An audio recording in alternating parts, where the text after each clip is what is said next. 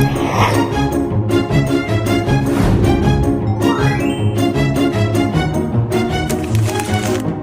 guys, perkenalkan nama saya Nadila Asudafira dengan NIM 24233115 dari Prodi Manajemen Pajak. Di video kali ini saya akan membahas terkait keterampilan dalam komunikasi perpajakan. 4 keterampilan komunikasi perpajakan. Pertama, keterampilan membaca, keterampilan menulis, keterampilan mendengar, terakhir keterampilan berbicara. Dalam konteks perpajakan bukan sekedar memahami kata demi kata, tapi juga menginterpretasikan informasi dalam dokumen pajak, kali bersifat teknis dan hukumnya membaca dalam perpajakan. Jadi memahami regulasi pajak dengan benar, hindari kesalahan interpretasi aturan pajak, sesuaikan diri dengan perubahan regulasi lain-lain. Jenis dokumen perpajakan yang harus dikuasai. Pertama, Undang-Undang Pajak. Ini seperti Undang-Undang Nomor 36 Tahun 2008. 2. Peraturan Menteri Keuangan atau PMK.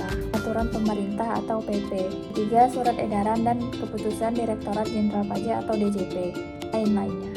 Pembahasan yang kedua yaitu keterampilan menulis. Kemampuan menyusun dokumentasi tertulis dengan jelas, akurat, sesuai dengan ketentuan hukum perpajakan.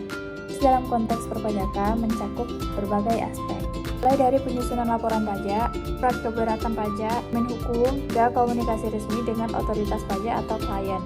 Pentingnya keterampilan menulis dalam komunikasi perpajakan, memastikan kejelasan dalam penyampaian informasi pajak, mempermudah administrasi dan dokumentasi pajak, dari kesalahpahaman dalam penyampaian informasi lainnya. Dokumen yang memerlukan keterampilan menulis dalam perpajakan, laporan pajak, hanya seperti SPT tahunan, pajak penghasilan orang pribadi atau badan.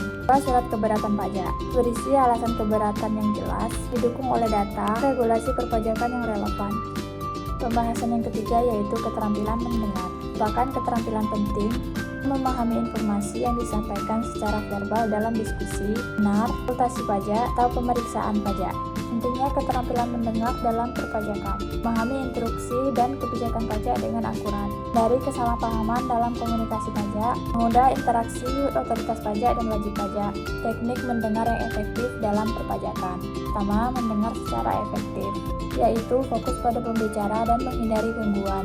Yang kedua, menggunakan teknik klarifikasi, mengajukan pertanyaan, memastikan pemahaman yang benar. Tiga, mencatat poin-poin penting untuk mengingat informasi. Bahasan yang terakhir yaitu keterampilan berbicara dalam perpajakan, adalah kemampuan menyampaikan informasi perpajakan secara verbal dengan jelas, akurat, dan persuasif.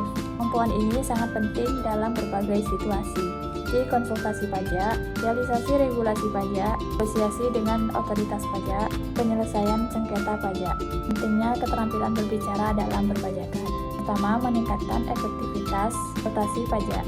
Kedua, memudahkan sosialisasi edukasi perpajakan. Tiga, untuk negosiasi dalam penyelesaian sengketa pajak.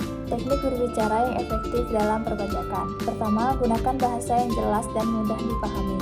Yang kedua, berbicara dengan percaya diri dan profesional. Tiga, pastikan struktur penyampaian yang logis. 4, kemampuan mendengar dengan baik. Yang kelima, menggunakan bahasa tubuh yang positif.